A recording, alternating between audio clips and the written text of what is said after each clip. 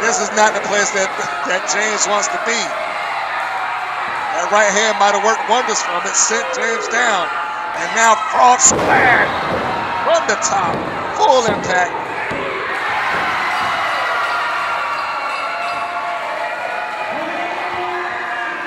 And there's the 3 count. The match is won. It is Damien Bennett who's going to retain the championship.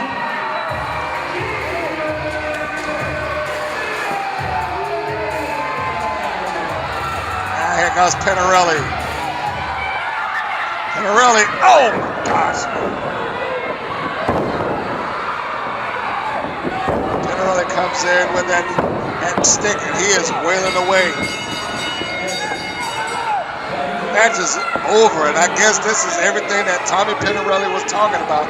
And he wants his shot, and he's going to take it by any means necessary. Suspension. APCW suspends me, the Italian-American bad boy Tommy Pinarelli, because I handled my business, because your APCW heavyweight champion is too much of a chicken to deal with me and give me my rematch. Damien Bennett, I told you, I'm going to force that title shot out of you. I told you that. You didn't want to believe me because you think I'm not deserving. Well, you know what, kid? You just found out right here, right now, that I am not playing. I want my APCW heavyweight title back, and I'm going to get it. I don't care about no suspension. Suspension is not going to stop me from getting to you. You got a problem with that? Forget about it.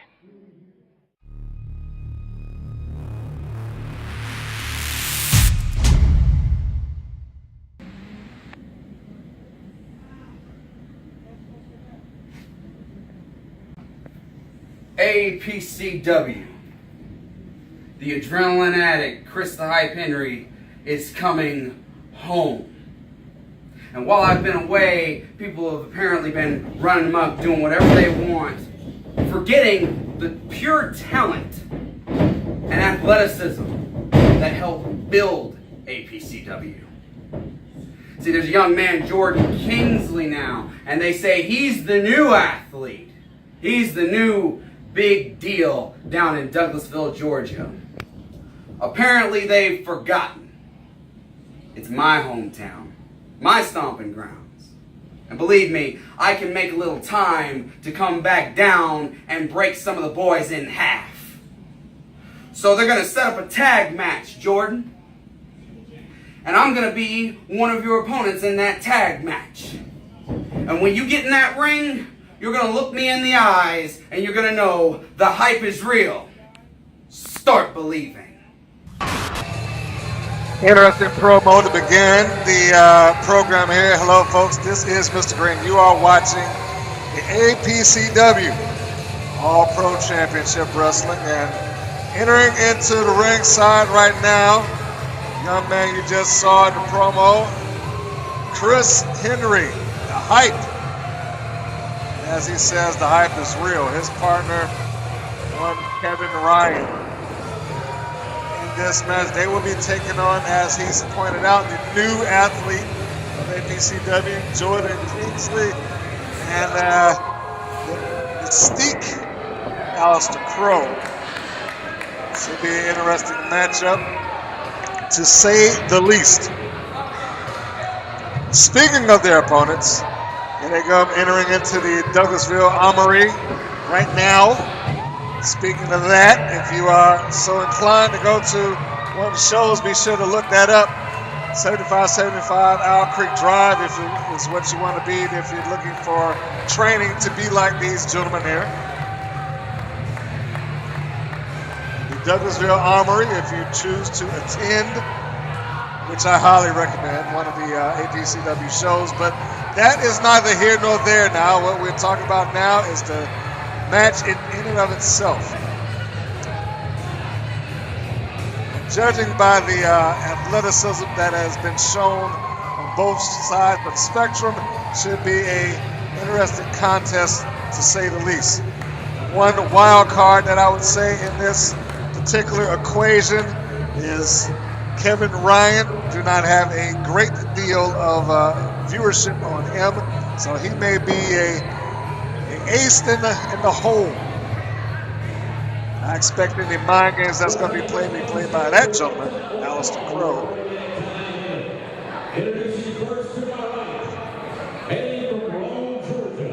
Weighing in at 165 pounds, Ryan.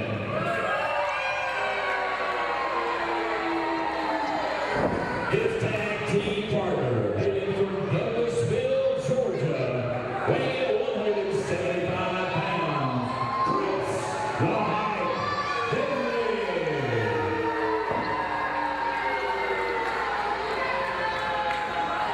Their tag team opponents. First, hailing from Queens, New York, weighing in at 195 pounds, Jordan Kingsley.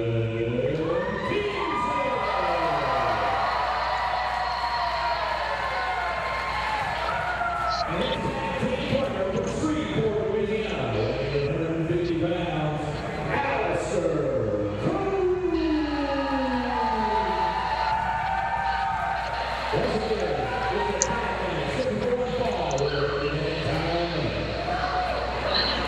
So there we go. The introductions are over. We have now been introduced to the backbone of APCW. The bell's rung, and it looks like we're going to be starting off with Kevin Ryan, Alister Crowe. It's the lockup. Crowe comes behind. Whoa. Looks like Ryan was trying to slide out of it there. Not quite so successful. Goes for a pin attempt to Crowe. Now reversal pin attempt by Ryan. Side headlock applied by Ryan. Got it hooked in tight on Alister Crowe. Neutralizing whatever movement he was trying to do. Crowe's got the wrist, rolls out, and the roll up. Before a 1 count on all occasions. They didn't stay down long. Several pin attempts there, none of them successful. Juice off into the ropes. Crowe sidesteps again. Rear weights lock. Picking up a hard, fast pace. Hammer lock. Reversal to the side headlock. Shoots off the ropes again, a roll through by Ryan. Grabs by the neck, shoots him again, goes for a kick, roll underneath, bounce to Crowe. And it is Fast and Furious, and I don't mean the movie franchise. Looks like we're going for the first tag of the match following a stalemate between Ryan and Crowe. And now the anticipated matchup. Jordan Kingsley and the hype, Chris Henry. Pulling up Matt Marathons. Kingsley down to the mat. Try to neutralize him. Got a side headlock applied. Referee's looking to see whether he wants to give it up. I sincerely doubt that Kingsley is going to submit or tap out in his position. Certainly not in his second showing. And with all the praise that he's received, reversal by Kingsley. Almost a rear naked choke, but not quite. I apologize. The referee's kind of in the way of the camera there, but you know, ref's got to do his job. Side headlock applied by Kingsley. Rolls him over. Got the hype onto the mat. Almost a penny predicament, but not so. Henry is going to be a little bit too smart for that. I think you'd have to really catch him off guard to get a pinfall. Not something quite as simplistic as a side headlock. Reversal. She spins a rope, shoulder block. Kingsley puts him down. Jumps over. Nice arm drag. And the second one catches him in arm bar. And all of that following a big leapfrog by Chris Henry. The man says that the hype is real and he wants everybody to believe it. Keeps doing moves like that, I would be inclined to believe it. Henry floats out of the attempted hip toss. The crowd is happy. Side headlock by Henry. Kingsley takes motion, puts a rope, shoulder block, full head of steam, and a kip up by Jordan Kingsley. So it is in full effect right now. The game is matched and set. Kingsley and Henry, they have something to prove here. You see Jordan, he's saying, bring it on. The hype is more than willing to oblige. They're locking it up. Top wrist lock as Chris Henry going for the breakdown. He puts his foot into the back of the knee and takes Jordan down to the mat. I guess what we will not be able to get by in a fast-paced environment, we're going to try and neutralize and turn it to a ground game. And that may be the difference between the win and the loss. As he's barring out the arm, Kingsley rolls through. 2 count. Not enough. Goes for a clothesline, and he just matrixed out of that. Kick in the guts. Suplex takes him over. About to go for goes for the cover. A little late. He goes for the cover. To the ropes. Double team hip lock. There will be no floating out of that. 1, 2. Ryan was on the ready. He was getting ready to jump in and make that save. But now we got Alister Crowe in. He's the legal man in this contest, along with Chris Henry. Henry's trying to get himself back up to vertical base. Jawbreaker. That might have scrambled Crowe just long enough. Small package. Or an inside cradle, depending on which side of the country you're on. Another side headlock is grabbing the wrist at the same time as Henry. Attempt for the back suplex. Henry flips out of it. Now he's got the leg scissors applied and again barring out the arm. Henry is a very meticulous wrestler.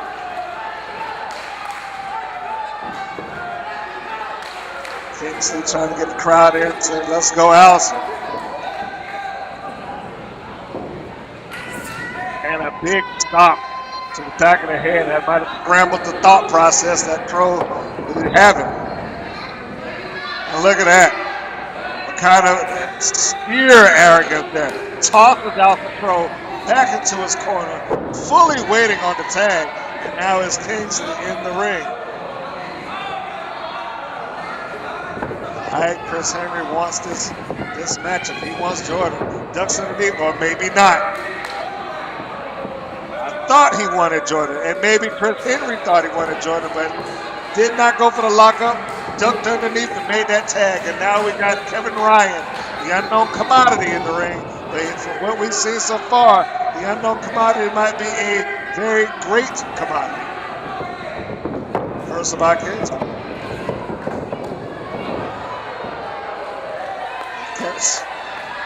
Arrogance is a running theme on the side of Ryan and Henry. There's a tag off. Going for a double team maneuver there. Henry shoots a man. And now we got Kingsley in the corner. Henry getting thrown in by his partner. And here comes Ryan. The step up drop kick off of his partner. They are filling in now. Kingsley in a bad spot.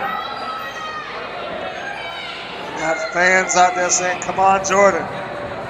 There's the clear favorite here in the audience as Chris Henry is really cranking down across the throat, second rope. Here comes Ryan to finish the job. Big shot right there across the top of the head of Jordan. And it may come down to this. It may just come down to the overall experience between the two.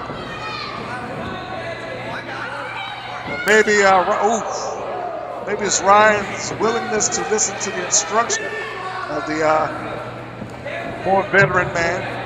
The height. Side wrestling leg sweep, great execution. Pulls him over, goes to the cover. 2 count. And with authority, Jordan kicks out. Hype goes for it again and again, a 2 count. It doesn't appear that Jordan is willing to give this up just yet. He's got a lot of fire in him, but will the fire be enough as he's tossing body shot in? But a double axe handle breaks Jordan back down, puts him toward the mat. Now Chris Henry bringing him up. And a big left hand. Goes for it again, but this time Jordan's able to block it, kicking it. The other to the ropes, fly tag, Reverse elbows. Close to the cover. New legal man, Alister Crowe, trying to get that 3 count. Ryan was in there to save his partner, although I think Chris Henry was able to kick out on his own. Elbow, right thigh, possibly the knee. Could get a submission there, but it looks like a rake of the eyes will stop that. Henry is not shy about taking the shortcuts, and you notice this time was not willing to allow that tag. As several knee lifts into a DDT, goes for the cover. Crowe able to get that right shoulder up, showing some attempt to fortitude. And it's not about the mind games this time. Last time we saw Crowe, it was about the mind games. This time it is a pure wrestling event. Body slam and set up in position. Oh! For a slingshot senton right on in, too. But not enough. Not enough. First heel kick into the abdomen. Ryan, Falcon Arrow, drops and hooks the legs. Crowe not wasting any time, going immediately for the kick out. Body scissors applied. Kevin Ryan. Not only the body scissors, but he's got a rear chinlock. Well, he had a rear chinlock as well. And notice that he is dragging his opponent back over to his side of the ring, makes the tag. It is smart tag team wrestling by the team of Henry and Ryan. So the man charges into ropes. Oh, drop kick. Right on the button. Scores right across that jaw. And that might have been enough to knock him out, but the Hype is not even attempted. And that is a very arrogant cover. I was going to say that he didn't attempt the cover, but when he did, it was as arrogant as it could be. Heel hook applied by Crowe, who does have an MMA background, but Ryan was there immediately for the save. Just a little bit more punishment on. Now it's Henry and Ryan both putting punishment on Alister Crowe. Ryan's out in the ring. Henry's still the legal guy. And I guess it doesn't matter to them which one of them they break down, as long as they break down somebody. And a big slap. Again, the arrogance, the sheer arrogance of Chris Henry on Crowe. And for that matter, on Jordan Kingsley. He has no shame in believing that he is the best there is, and I make no pun about that as he attempts like he's looking for a sharpshooter. And he got it applied. And it is great execution. Look at that. Has both feet locked under both armpits. So there was leverage on the side, but Crowe forced his way up and a nice reversal onto a pin. Too close to the rope, too close to the partner. Tucks underneath that side kick. Low fly by Crowe. Puts the height down. Not a great cover by Alister Crowe, but he might be a little loopy right now. But there's a good clothesline. And there's another one by Kingsley. The drop kick. Sends him down. Sends the height down with another clothesline. Reverse elbow. He is on fire. He stayed out there long enough. Kicking the abdomen. Looks like he's going to shoot off the turnbuckle. Here comes Jordan. Oh! Like he was going for a drop kick over in the corner. Double neck breaker. Down.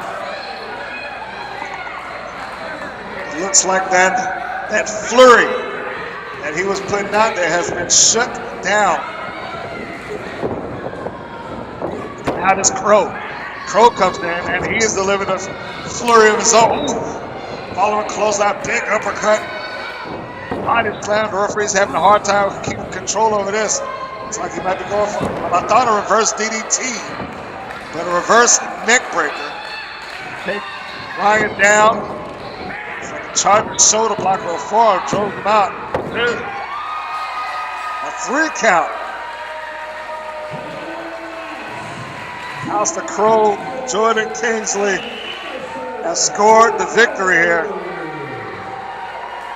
And what you have to qualify as a very hard-fought match.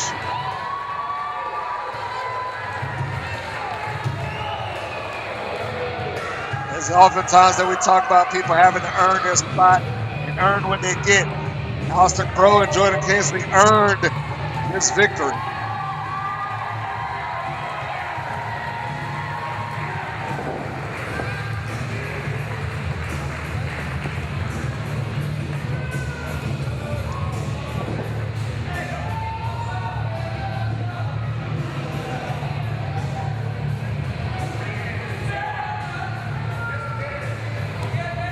they are looking for a fight still. I can't believe they've gotten back up there. Look like they want to keep this thing going, but the match is over. It doesn't matter what happens after the bell. It looks like the referee explained that, so it doesn't matter. It doesn't matter what happened after the bell. The winners are Crowe and Kingsley, and you can see right there, begrudgingly, Chris Henry shakes his hand. I'm sure that's not the outcome that he was looking for, nor was the outcome that he wanted. But the outcome is the outcome all the same. Jordan Kingsley, Alister Crowe, the winner. Big Sean Sims. See, I told you I did my homework, and I got one up on you. I hit you with that spear.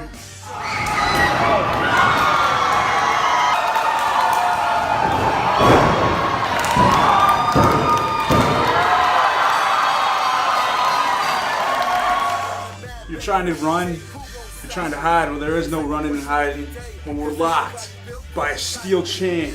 We walk around that ring, we touch those 4 posts, and I leave APCW, the dog that runs the yard.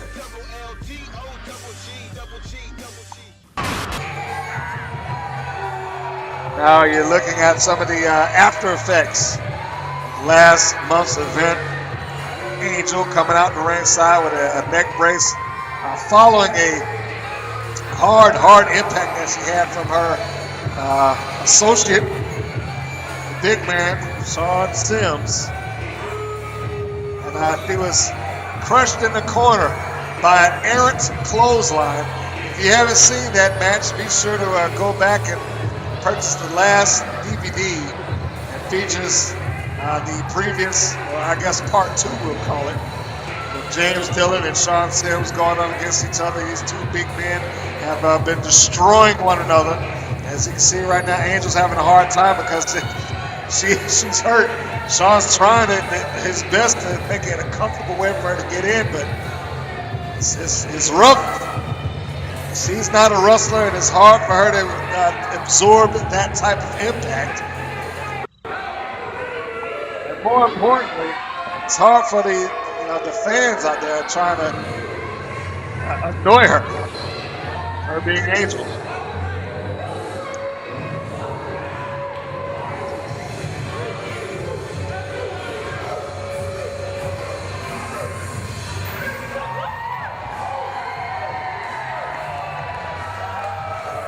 Here he comes. The Bulldog, James Dillon.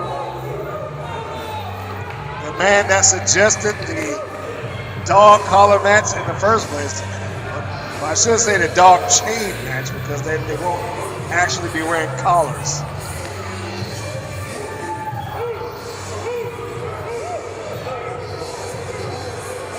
And it's clear to see who the fans are going to be rooting for in this one. But I don't think Sean Sims is all that concerned whether the fans root for him or not. Certainly Angel is not.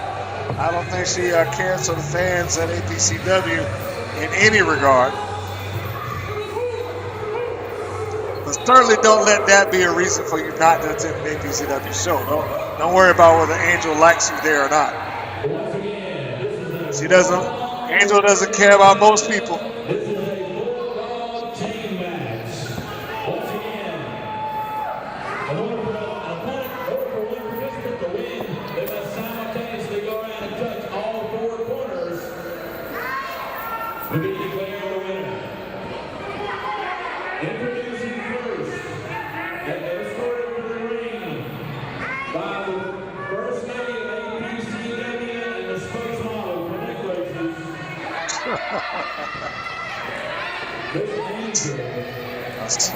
Well, now, you gotta admit that's a funny line. Spokesmodel for neck braces, and I guess today she is. She's not happy about it at all. But she does have the neck brace.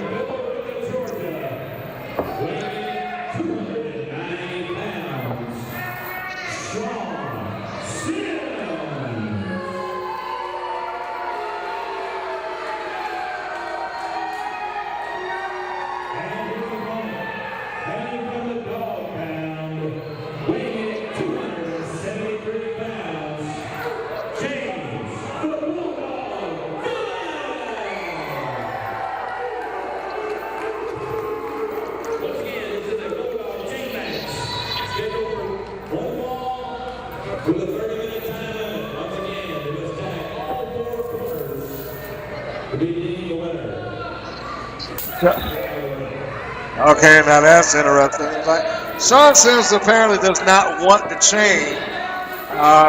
Maybe he's having second thoughts because he certainly has to know what he's gotten himself into. See outside, Angel is having a hard time. She can't even yell like she would like. Every time she raises her voice, it's like she's giving herself a shooting pain of her neck.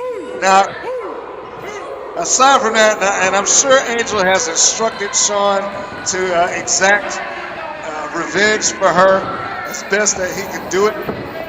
But one has to believe that James Dillon will walk into this match as the overall favorite, being that he suggested it in the first place. And there he is. First one to use the chain, Dillon just wiped it right across the stomach.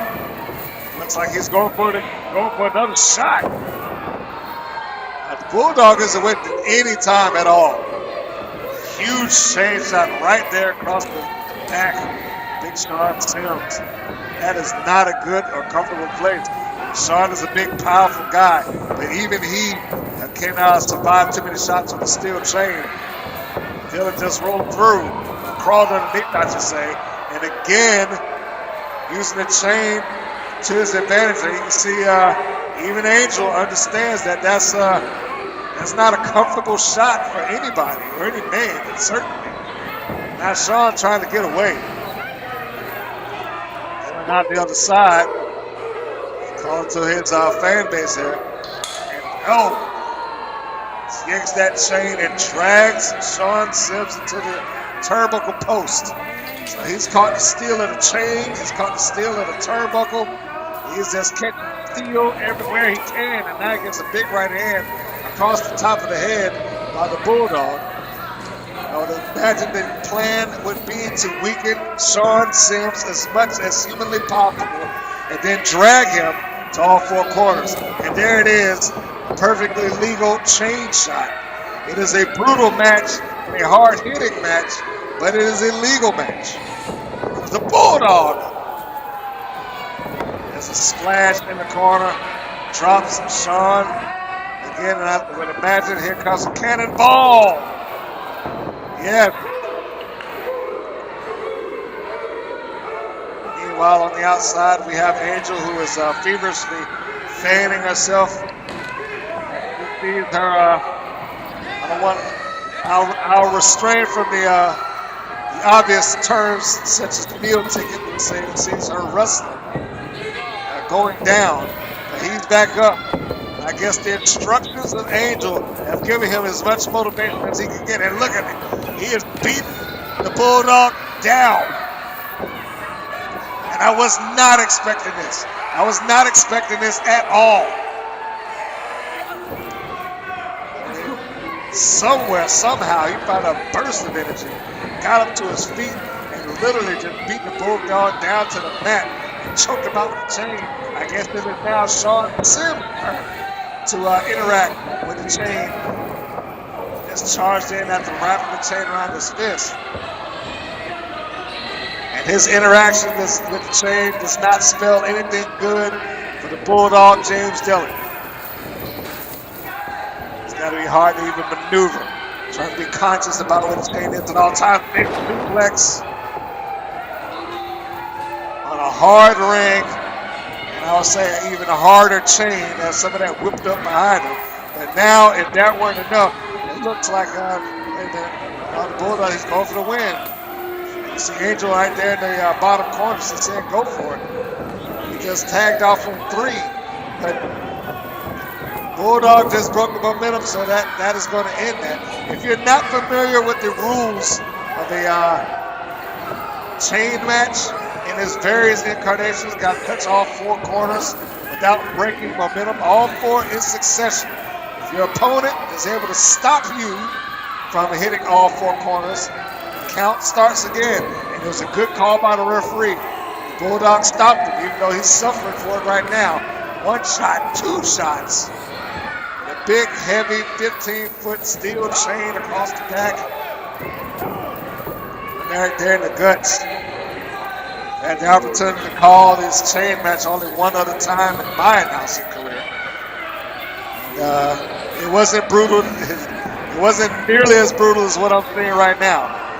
It wasn't pleasant then. It certainly isn't pleasant now because these are two big men. And look at it, and they are pulling out all the stops. We're talking heavy shot, chain whips, choking out everything that they could possibly think of to hurt another human being. And now he's got the chain wrapped around Dylan's throat, yanking him down across the second rope as well. Surprised that James Dillon is able to comfortably catch a breath.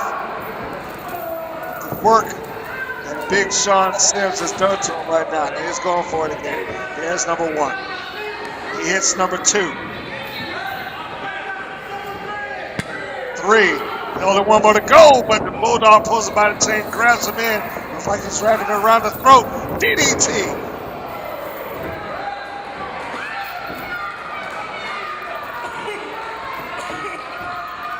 Having your neck yanked by a steel chain. Bad position to be in. And now it's the Bulldog that is trying to get his victory in. Two. I saw Angel trying to maneuver herself around. Three. And there she is, Angel. Grabs the foot.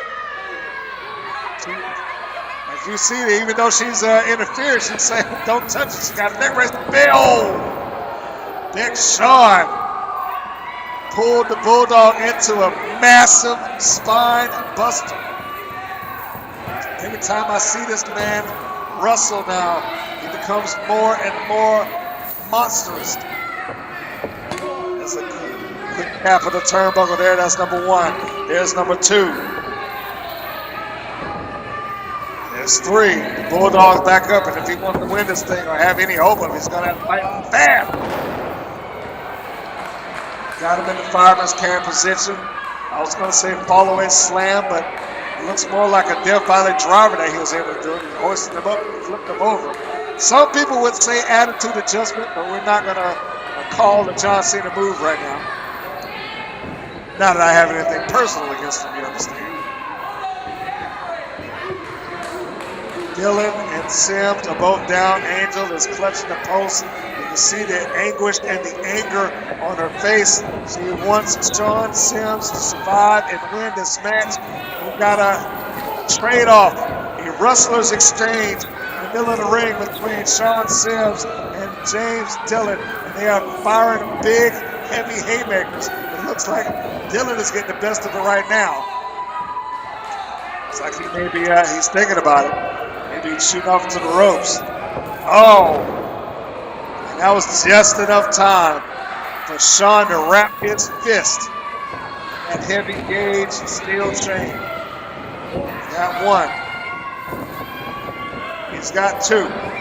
He might be on the road to victory, but it looks like Dillon is tagging him behind him. And Sean is not aware of this.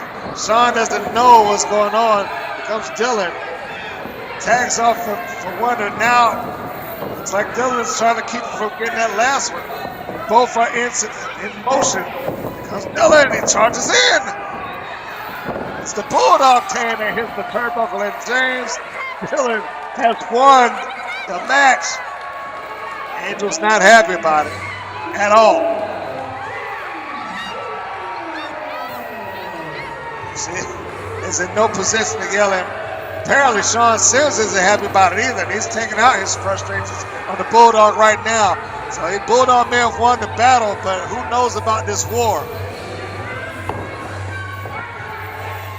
The war is still going on. And he just came over there and pounded him down in the corner. But now he's wrapping his throat with that big chain.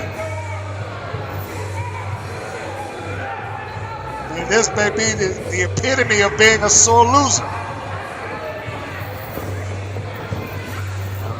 Sean said, oh, and over the top rope. And now he's yanking him up, but he won't allow him to fall down to the floor. And Dillon's I was going to say he done himself a little bit of a favor getting some of that slack in the chain by sitting on the apron.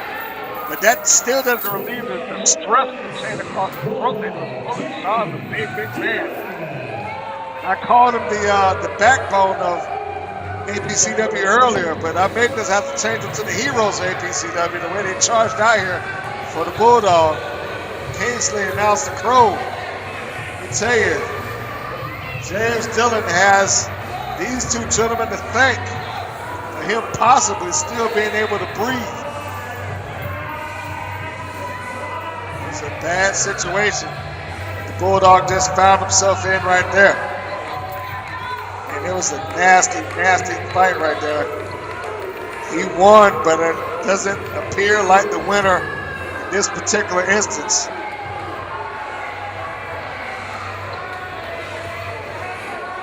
There's your winner, folks, the Bulldog. But as far as Angel and Sims are concerned, who knows? This may not be over.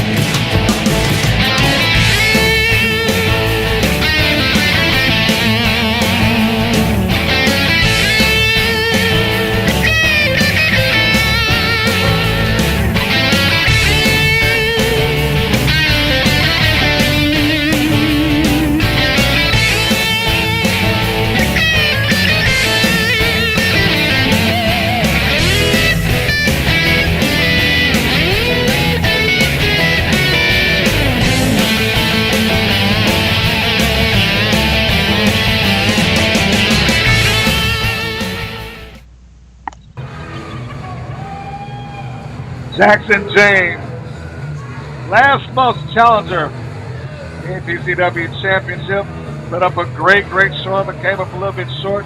There lies the open rule or open challenge rule for the APCW Championship. He's going to be he's returned to APCW. He's going to be taking on a fresh young talent, who I am looking forward to calling the match for, as it has been with this entire show so thus far. I can only imagine that Mr. Jaxson James is also looking to keep his name in top bill contention. So he's got something to work for here, but so does this young man who is making a debut here, Tracer X. No man wants to walk into any promotion and on his first go round not come up strong. So he's got to be looking for a victory. Both of these men have something to prove here today, is what it boils down to. Tracer is making the run and making the rounds here on the front row.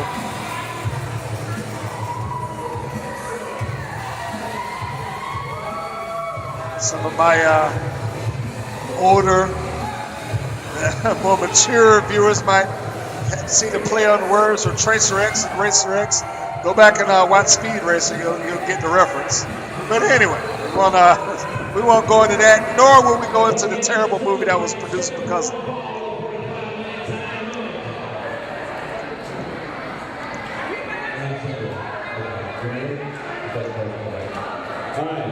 Introducing first to my right, from Charleston, South Carolina, weighing in at 230 pounds, the thoroughbred Jaxson James. Jaxson James has returned. That makes no difference to his opponent. Weighing in at 170 pounds, the independent aerial Tracer X. Oh! Jaxson James is not looking for any full introductions. He's not concerned with the fanfare. He came charging in and he's looking for the bell. There it is. Now the match is officially started. Even though we lost a couple of seconds, and certainly Tracer X lost a couple of seconds of that match, just taking a forearm shot to the back. Oh my God! Nasty, nasty chop. You can see Tracer X is feeling that one. And it lit him up like a Christmas tree. Forearm shot to the back. James is coming in hard, and he's coming in for this win.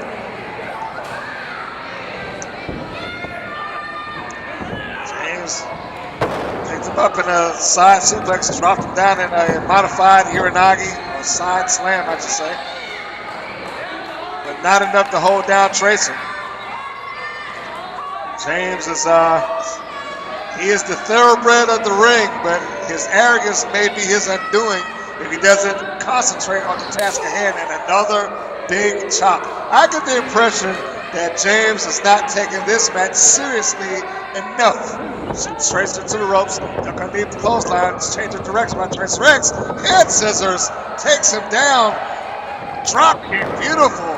Right on the button in the chest. Hit that target, charges in.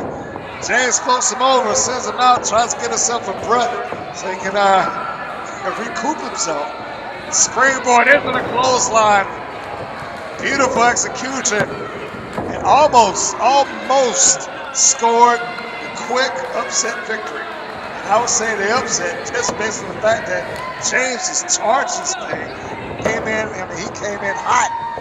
And yet Tracer X still has fight left in him. There's the heart.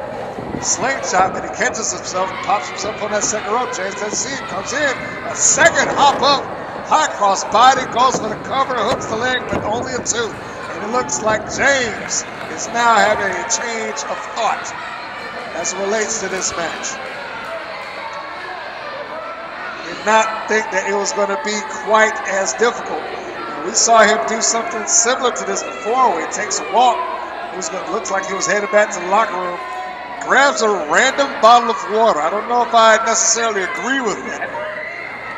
And water's good for you, but I don't like drinking after any and everybody. He's out there. He's looking. Oh, okay. Well,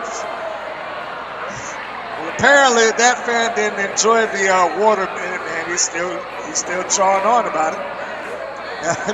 Apparently he didn't enjoy the water mist that he caught inside the air. I'm going to throw some water back. And there's Tracer tossing, giving Jaxson a little bit of his own medicine. But quickly, if you're at a show and you're on the front row, you got to expect a few things like that from time to time, or at least the potential of it.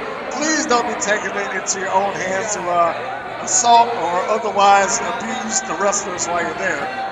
There's my little public service announcement for the month. But you see, Tracer has got water in James' eyes, and James is saying he can't see.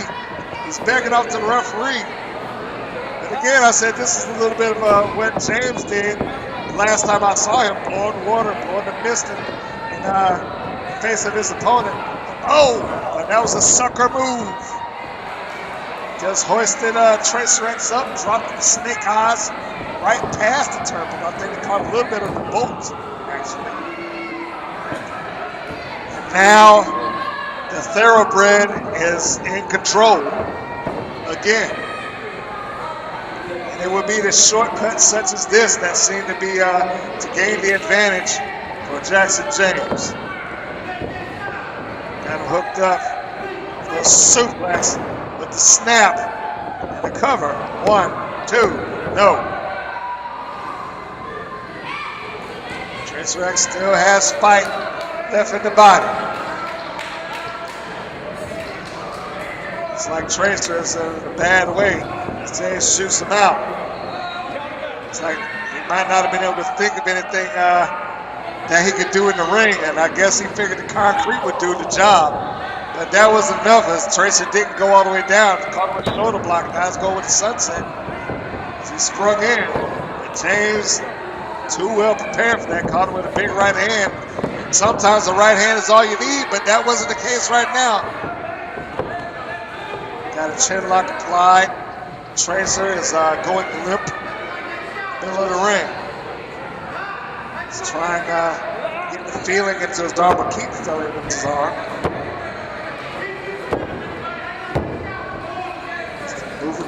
Just wildly pressing his body about. Referee should get in there. You see James has got his hands cupped over the nose and the mouth. Referee should get in there and make sure that he's not obstructing the breathing of Tracer. Tracer's got himself up to a vertical base. Several shots to the abs. A chop across the chest, goes into the ropes, and a drop kick by James, the thoroughbred, showing that he can do it too. So the cover, but not enough. Tracer able to get that right shoulder up, and He shot it up as hard as he could. But now, James is, neutralized the arm by standing on the fingers and then just stopped the fingers. That might ruin the gripping power of Tracer X there. To the top rope. Tracer X placed gingerly by James. Might have been going for a superplex, open hand, palm strike to the side head of Tracer. Might have knocked him silly. James walked off. I don't know if he'll be able to apply the superplex, although he's halfway there. He's got it in, but Tracer's fighting it. He's fighting hard. Again, shots to the abdomen. Able to break it off. And a forearm shot to the top of the head of Tracer X. Again, we are going for that superplex. Forearm shot. Mix him in with that front face lock. Trying to get him set properly. Will he be able to get it applied this time? Or execute? Tracer fighting with everything he's got left. Couple shots. One in the abs, one in the face. Getting himself on the top rope. It's not what James wants him to be. Leapfrogs over the top. Rolls through. Ducks in a kick. Didn't duck the second one. Thoroughbred might be thoroughly loopy right now. Clothesline sends him down to the mat.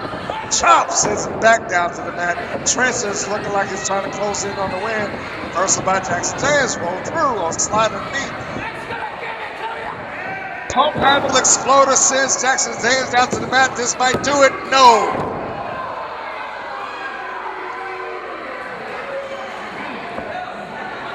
I am surprised. By the looks of Jaxson James and Tracer X, they're surprised too. James looks like he's surprised that he was able to kick out of it. There's the stiff kick right to the chest. 3, 4, 5, 6, 7, 8, 9. Looks like 9 was the magic number. James caught that up. I thought he was going for 10. Flip over to Tracer's nibbled enough. He caught himself on his feet from that flip. James tried to charge in and missed.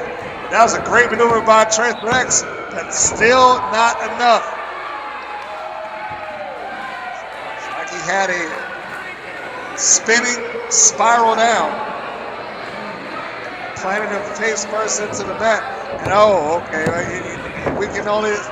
I can only tell you that probably was frustration. He didn't catch him the first time, and he was hoping that going back for that cover again, hooking that leg again, he might have scored that quick win. But I think that frustration might have gotten the better of Tracer right there. Tracer's going up to the top rope, possibly looking for something to finish this thing off. James is laid out, and he's not going anywhere. He didn't do so well with a top rope move the last time I saw him. 450 splash. Again, Tracer is able to catch himself. Charges in, splash that turbo, and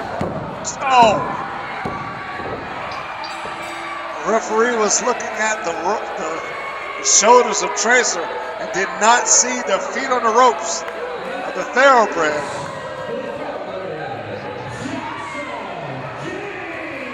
And he has scored his win. Jaxson James has put Tracer X down for the count. Literally. Fans do not seem happy about this in the least. Tracer's disappointed. You can see that look, the anguish there. And you got to imagine that the Thoroughbred is completely pleased with himself. It took a lot, and I know that he thought that it was going to be a walk in the park, that it was not going to be an easy match, but Tracer X made him work for it. Let's not shy away from that fact. He's maybe frustrated that he didn't come up on the win, but Tracer X made Jaxson James work for that victory. James probably keeps himself in title contention, keeps his name in the running, but I don't think that's going to be the last that you see of Tracer X. He's in a bad way right now. Loverboy charges in, goes over the top rope, ducks underneath the double axe handle, German duplex. Adams in control, and now he's calling He's drawing a bullseye on the lover boy who's on the outside. Here he goes. Oh my God. Suicide dive through the little ropes. His knee pad got caught and drug him down. Jeff Lewis Neal doing what he can right now. He's getting his partner some breathing room. But he's driving the lover boy out to the concession area. There was no way that the lover boy was going to make it back, and he's the legal man. Jeff's taking it out on him, but the fact of the matter is that the bell is rung, the match is over, and it's going to go down as a draw, it looks like. So you thought that you could get the job done? You thought you were just going to waltz in here to Douglasville, take the titles, and take them back with you. But let me explain something to you, boys. Playtime's over. You're looking at two athletes who were coming not just for business, we're coming to take what's rightfully ours. It's the APCW Tag Team Championships. You guys are amazing. You gave us a battle that we will never forget, as you can see by the cut above Eric's eye. But the one thing I'm going to tell you, sooner, not later, August 19th, those belts are coming to the Fight Club. Tell them, Eric. Dirty Blondes. The last time you guys had something to say, it was about this show tonight. You wouldn't even acknowledge me and Jeff Lewis Neal when you spoke. Do we have your attention now? You thought you'd come in and it'd be a cakewalk. Do we have your attention now? Yeah. You thought when I crashed on the ground, cracked my skull open, we were done for the night. Do we have your attention now? August 19th. No holds barred. There will be blood. There will be violence. And there will be new tag team champions. Right here. Dumb. Do you have our attention? You're damn right you got our attention. Make no mistake about it. Y'all gave us a fight tonight. Definitely. I'll give credit where credit's due. See, the Dirty Blondes, we've been traveling all over the Southeast collecting tag team titles. Tag team gold everywhere we go. Everybody that steps in the ring with us, we beat. So yeah, I'll be the first to admit. Tonight, we came in APCW to defend these tag team titles. We took you guys lightly. But after tonight, after the fight that you brought, yeah, I think we're going to have to step it up next time. August 19th, right here in Douglasville, Georgia. You guys want a no DQ fight? You want a battle? We're going to bring it to you, brother. Sometimes you got to be careful what you ask for, because you just might get it. August 19th, you ask for the Dirty Blondes. You want these tag team titles, you're going to have to come and take them over our cold, dead bodies. And I don't think that's going to happen. It is now time for the APCW Tag Team Championship match. And this match is a rematch from last month's show.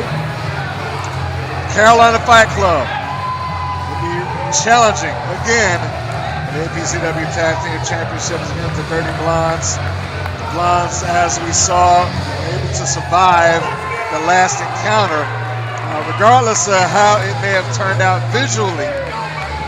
As we saw the Fight Club, or at least specifically Eric Adams, had a nasty impact during that match. But he was still willing and raring to go, willing to fight. As you see right now, he's taped up in the ribs and still refused not to postpone or put this championship match off to the side.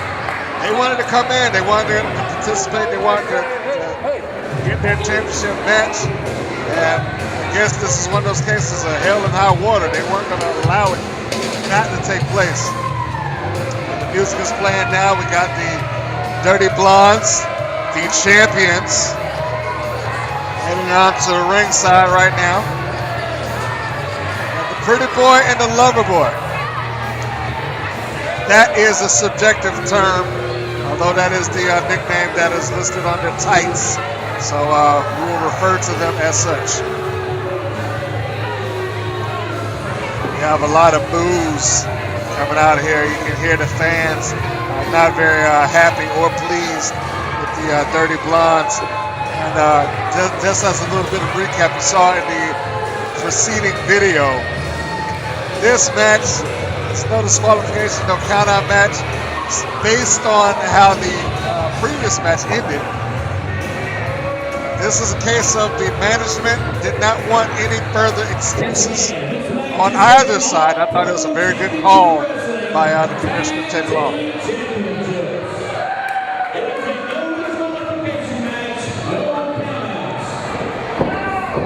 Okay, the Dirty Blondes have just jumped the gun here. Little boy and the Pretty Boy have just charged in. Jeff Lewis Neal and Eric Adams. Look like they are getting ready for a, nope, it's reversal. Both of the Blondes go face to face with each other. I was going to say they were getting ready to press the advantage, but Carolina Fight Club brought that advantage to a quick and sudden halt. Or as I can say, they were on the road to victory, but the Dirty Blondes took a sharp detour off of that.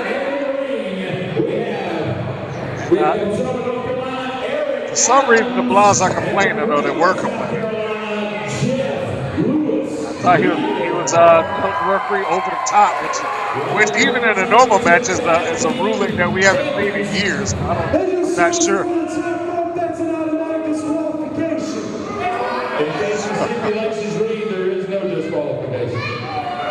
So, them throwing you over the top ring, technically that's illegal. Got the Pretty Boy over there complaining that there was an over-the-top which it was, but it was completely legal. And again, like I said, I'm not sure that that's something that many wrestling promotions even recognize anymore. It used to be a thing a good while ago, but specifically speaking, APCW has not gone into that. However, we need to go on to the match because they are underway, and it is a brawl out on the floor of the Douglasville Armory, a trash can right across the head. The Lover Boy. I got Jeff Lewis Neal bringing the Pretty Boy back into the ring. Apologize for the camera shots there, but that's what happens when you have a chaotic situation. Neal, Pretty Boy, trading it up to the ropes. They're gonna need the big clothesline drop kick. That was a beautiful drop kick for a big man. He was able to get up there. He has some good height. He's bringing it in. Knee drop right into the chest. Goes for the cover too. Out at the 2 count. Got a brawl on the outside. Match on the inside. Keep in mind that it will be the match that is in between the ropes that is important. Eric Adams is in trouble. He's getting choked out by the ringside ropes. Which is the border for the fans. This may be the point where the advantage shifts away from the Fight Club into the Blondes, because Adams is clearly walking into this match injured, and it takes great guts for him to even want to be in this match. But the truth of the matter is that he's an injured man. It looks like the Blondes are going to take advantage of that as we now have a 2-on-1. And remember, there are no disqualifications. They do not have to separate. Everything that they're doing is perfectly legal under these terms. Here they go. Look at that. Adams trying to get his way back into the ring. It looks like the Lover Boy cut him off at the pass. To the ropes. Double clothesline by the Blondes. Jeff Lewis Neal down. Going for a cover, trying to put this thing away. Which, regardless of whether you like their Blondes or not, is a smart move by the Dirty Blondes. Try to end the match when you can end the match. Body slam followed by a fish drop. Pretty Boy sizing him up. Here he comes. Fish drop. Brings it down. 1, 2. In the 2 count. I don't expect the Carolina Fight Club to go down easy. The Blondes right now are picking them apart. We see Adams on the outside there. He's coming around the ringside. He's trying to get himself back in. And keep in mind, it is not just the ribs. He put in a video. You can go to our Facebook page, our APCW Facebook page. He told the world what his injuries are. I don't think that did him any favors. Oh, gosh. Let's charge backwards, back first, spine first to that steel turnbuckle post. Adams is in bad shape. He talked about having it, not just damaging himself by hitting his head, clothesline on the inside, but not just damaging himself hitting his head, but the impact, the compression to the spine, hurt his wrist. I don't think he even has full mobility left in his right hand. So they are fighting at a disadvantage, and they are certainly at a disadvantage because the champions right now, knee drop, are smelling blood in the water. Lewis Neal is doing what he has to do to stay in this fight. He's trying his best to maintain and somehow find air or opportunity to turn this around, but it doesn't look good right now as Adams on the outside is literally having his face pressed against the post. And I do not think it's a mistake that the side of his head that's going up against the post is where he was injured. He comes back first into the side of the apron, side of the ring.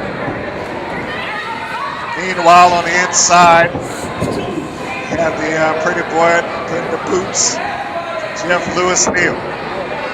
If I were a betting man, I would say that the Carolina Fight Club doesn't have much time to pull this around, and we got a series of elbow drops coming down by the Blondes. The tag team work by the tag team champions is immaculate right now because they are keeping this thing going. Oh, I was saying they had a great strategy, but Adams seems to be working himself back into the ring.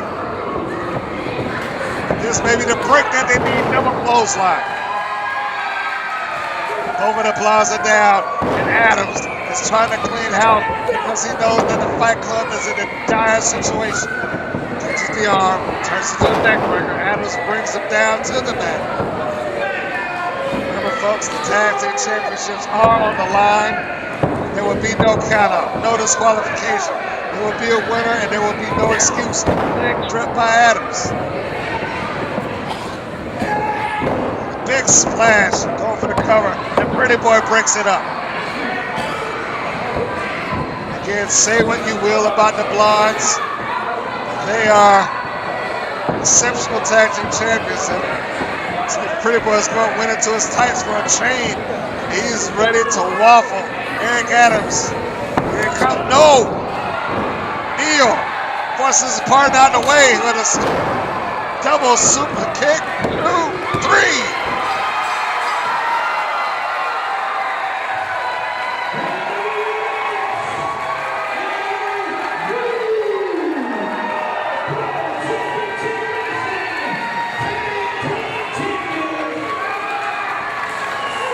Fight Club has won it.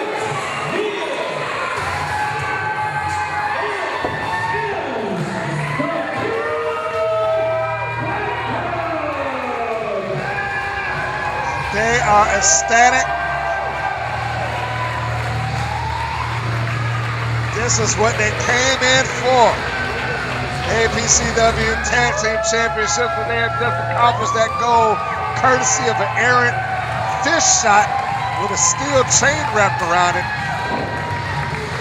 Jeff Lewis Neal was able to push his partner Adams out of the way. Tag Team Champions, the Carolina Fight Club, a.k.a. Carolina FC, Eric Adams and Jeff Lewis Neal.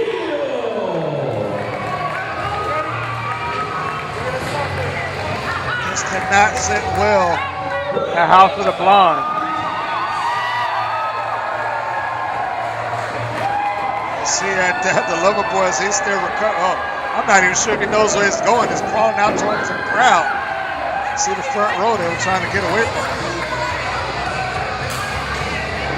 He took a hard shot in the face from his own partner, no less. That scrambled his brains, and then after that put him out, his partner took a double super kick to the face, and that put him down for the count. Thus begins the era of the Fight Club.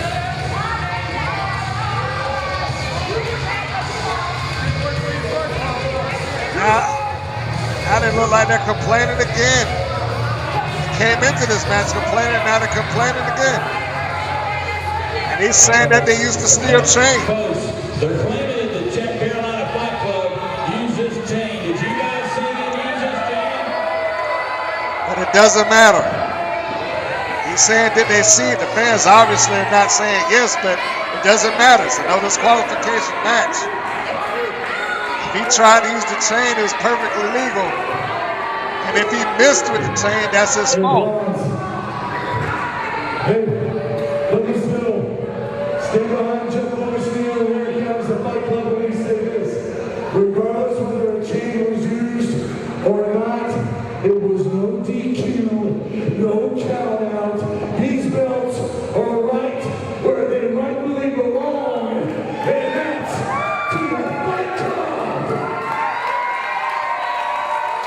You see the blondes are distraught, as they should be. I mean, I know for us, he thought that they're looking at him. There became a little problem there between the two of them. I'm sure they'll patch that up, but you can clearly see that the plan backfired.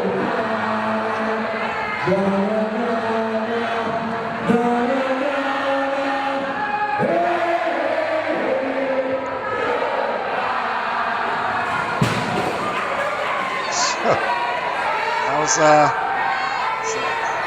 some anger. You heard that bump right there. That was some frustration and anger being displayed by the Dirty Blondes. Probably best that you didn't see that on video. We didn't know how you guys would react to us, and we were wrong. We want you all to know the Carolina Fight Club's home is here at APCW with only 5 people.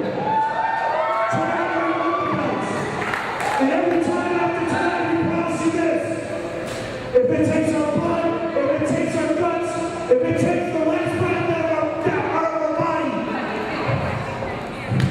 we will prevent these belts for each and every one of you. And we will give you a applause. Thank you very much. God bless you all. We ain't nothing if we don't fight each other.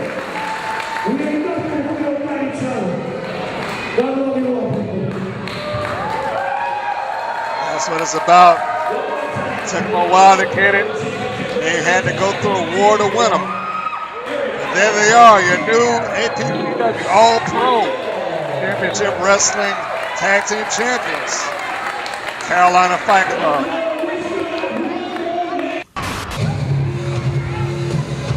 All right, it is main event time. And here's the beauty of APCW is the open challenge rules. I know personally, and I know for a fact that Robert Gibson has gone out of his way to acquire the best talent that he can find to challenge for his titles, the APCW. And he has found some real diamonds in the professional wrestling industry. One of which would be this gentleman here. Powerhouse. You can just look at him and see that he's like oozing strength. J.R. Reynolds. But that was strength aside, he still has to go against the incredibly talented Damien Bennett, the APCW champion. Speaking of champions that you can be proud of, this gentleman right here.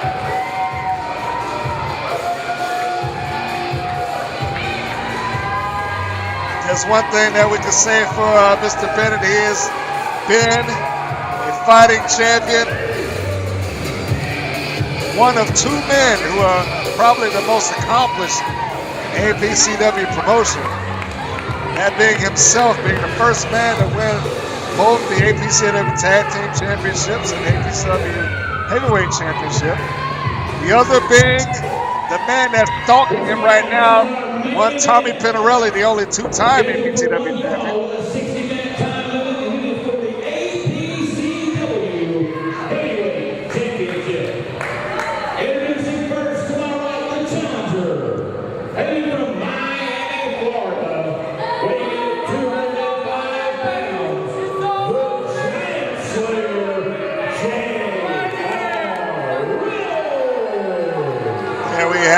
J.R. Reynolds, the Giant Slayer. Maybe small in stature, but there is no doubt that this is a rough, tough customer. But arrogance is he's not short of by any means. Just heard him right there. He said that's what you was waiting for all night, waiting for him to take his shirt off. I'm not sure if that is actually accurate.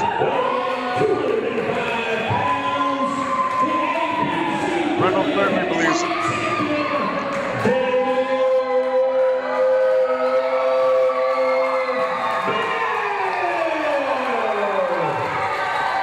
So there we have APCW champion.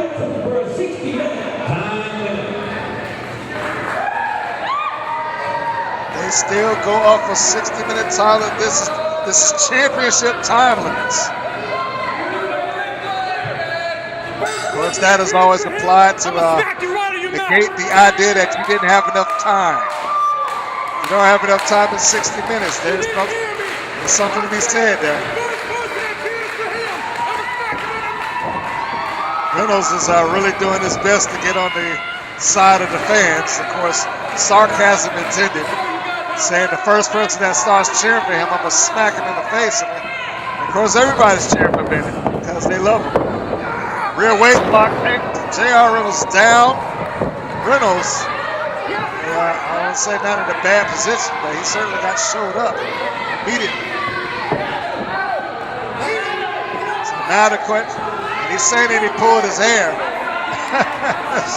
And you see Damien say, wait, no, he pulled my hair. I think, no, Reynolds said he was pulling his tights. Damien said he's pulling his hair. I guess if you're going to stop making up stuff, Bennett's going to make up stuff too. There's a thumb in the eye and a forearm shot right across the back. Reynolds is trying to apply that strength advantage, which I would imagine he is the stronger of the two. But a big kick out with authority by Damien Bennett. Shoulder block, Reynolds charges in, catches him. He is going for the goal, no pun intended. But it is very accurate. He is going for the goal here. He's trying to fight back out of the corner. Big chop right across the massive chest of Reynolds. It up. Suplex is returned in short order by Bennett. He took one earlier, gave one back. Looks like it is might have knotted up the muscles in the back of Reynolds. Sends him into the ropes. Beautiful hip toss by Bennett. I mean, he got Reynolds to fly with that. Going for the cover. No. Reynolds able to get that left shoulder up off of the mat. There we go, Bennett. The ropes. Right in the kitchen sink with that knee. And now Reynolds tying him up with the leg scissors. He's going to try to use his strength, this portion, the lower body strength, to neutralize Damien Bennett. Not using it all. He grabbed the ropes, suspend his body up in the air by doing so and applying a little bit more weight across the ribs and abdomen. Leverage is what Reynolds is trying to do. And the crowd is saying that it's cheering, but it doesn't matter. The referee has to see it. Reynolds has been smart enough to let go before the ref gets a clear view. And he's able to get out by popping the leg, but again with that high hip toss. And there's another one. And Reynolds is not having any luck with that big body slam. To the guts. Comes Bennett, axe kick. Precision. Reynolds is out after 2. I hear people saying that was 3. I would beg to differ. It was a 2 count. We have to give credit where credit is due. Big chop right there in the turnbuckle there, or in the corner, I should say. Reversal by Reynolds. Reynolds follows him in. Exploder suplex. And now hooks it in. This time it is Bennett. was able to get out. And it may be little things like that that can turn the match around in the blink of an eye. Moore's trying to cross the back. Seconds to go, Reynolds was in the disadvantaged position. But now we have Bennett with one big move by Reynolds, that exploder suplex. Some people like to call it a T-bone. But that big exploder suplex is turning around. Bennett's trying to fight back up. The knee lift sends him into the corner. Looks like we're going for another suplex. Pops him in, and a reverse bear hug on the mat could get a submission out. I'm not sure if Reynolds would be able to do that. As powerful as he is, I just don't perceive Damien Bennett as tapping out or giving up. There's a set of fists to the top of the head. Of course, this is going to be referee discretion. It looked like that last one was an open palm. So Bennett was listening to the referee. He's trying to abide by the rules. That's the champion that he is. Reverse bear hug still applied in the vertical position. Bennett's able to break free with a couple of elbows, and a big clothesline sends Reynolds down, and another one. We're looking at impact and a nice low kick to the abs, and a knee lift sends him down. Reynolds is able to find himself out to the floor and roll away. There are no, oh my gosh. All right there, young lady, you have to, wasn't really paying attention there. Remember, if you're sitting on the front row, you may want to pay attention to what's going on. Things like that may happen, and if you got your nose in your phone, you may not see it coming. Bennett literally just shot himself through the ropes onto the floor, hit J.R. Reynolds, and they almost wiped out the front row. That lady, that young lady in particular. Triple drop kick. It sends Reynolds over to the corner. My gosh, look at him. Tied up in the ropes, he got hit so hard. And you can see that he's feeling it. He being Damien. And he's sizing him up for the kill. Charges in with that big uppercut. Rolling snap there. And another kick. Low super kick. 1, 2.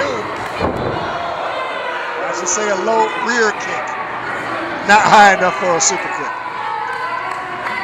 And despite all of that, despite everything that he just got put through, somehow Reynolds found his way out of that pit. Amazing. That was amazing.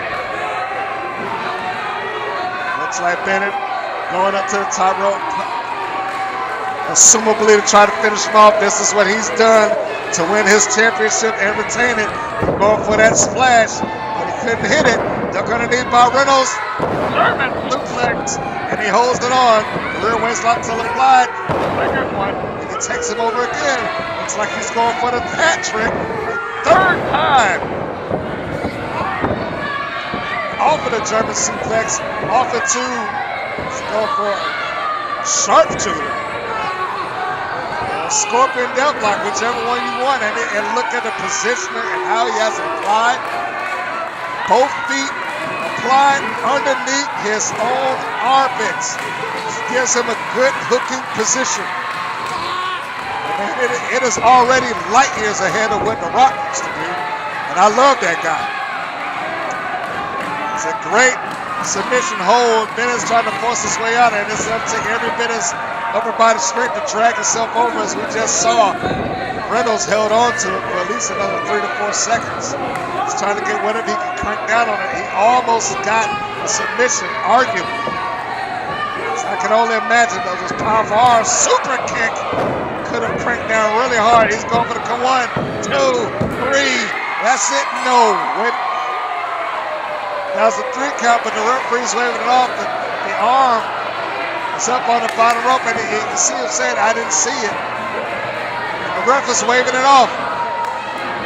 The ref is waving this off. He's saying he got the bottom rope. Fair is fair, folks. Arrogant as he is, disliked as he is, fair is fair.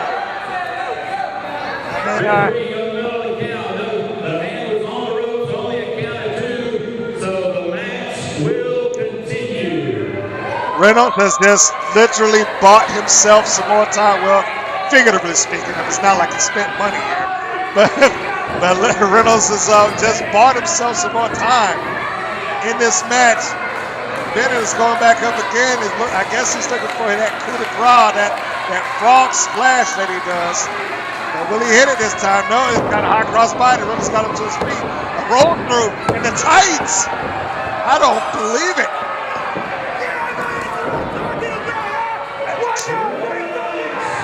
Oh.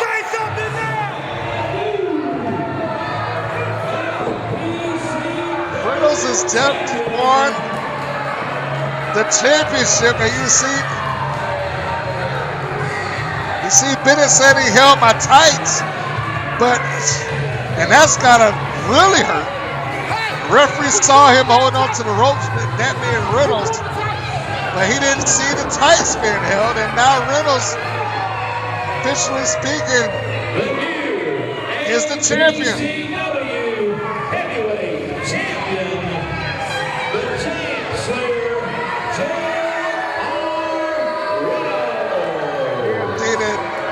Fans here are not happy about it at all. He just walked out with the championship following his first championship match. And hell, it's his first time in APCW. And nobody's happy about it. They're saying rematch. This whole building is screaming rematch. Everybody saw it. They saw the tights and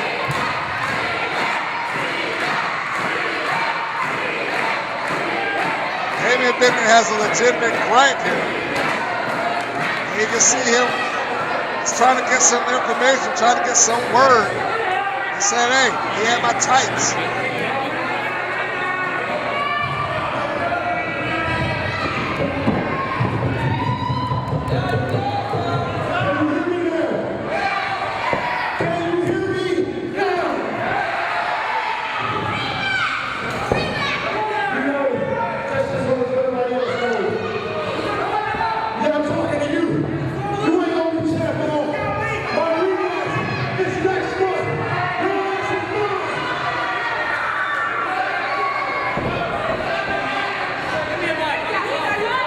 Saying that he's got his rematch next month, and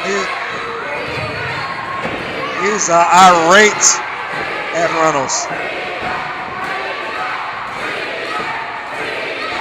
Fans are still screaming rematch.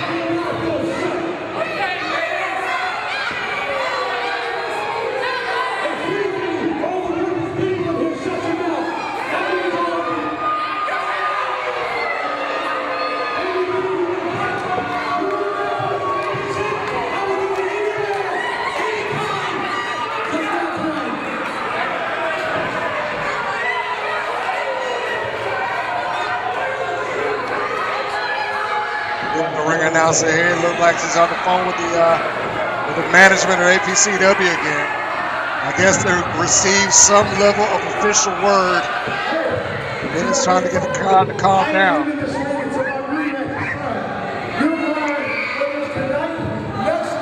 Next year, when it comes down to it, you better get a good night's sleep, because every time you open your eyes and be running your ass like white on white. You understand this? Came into the wrong chunk. You got to bow down to the king. I got permission to get on the phone. It's coming in. It's letting us into the game. So, as for policy, yes, okay. All right. As for commissioner, take it on. Your rematch clause can be invoked on the next match, on the next show next month, September 16th. We will have a rematch for the APCW Championship. Yes, sir.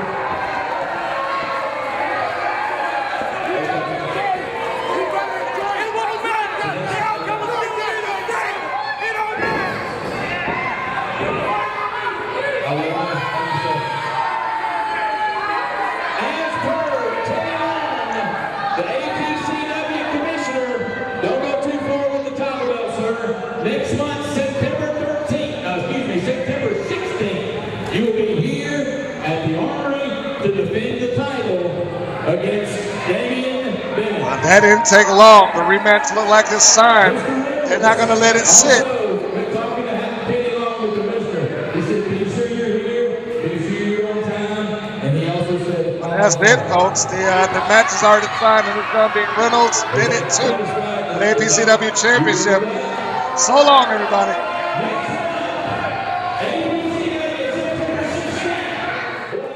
I was told, make an impact. They said, make a name for yourself, kid. August 19th, Douglasville, Georgia, All-Pro Championship Wrestling. I did just that. In my debut match, I became the APCW Heavyweight Champion. I once again proved that I am as good as I say I am. The first night in the company, I became the face of the company. Now, Damien Bennett, there's a reason these people are behind you. You're a phenomenal athlete, and you have a very bright future. Just not against me. And so you wasted no time laying down your rematch. Honestly, you didn't have to say a word. The people were craving it. So September 16th, you got it. But you have to ask yourself, when the result stays the same, and you're the one standing in the ring watching me walk off with my APCW Heavyweight Championship, what are you going to tell your fans this time? What's going to be your reason for failing them? Not once, but twice. See you on the 16th, kid.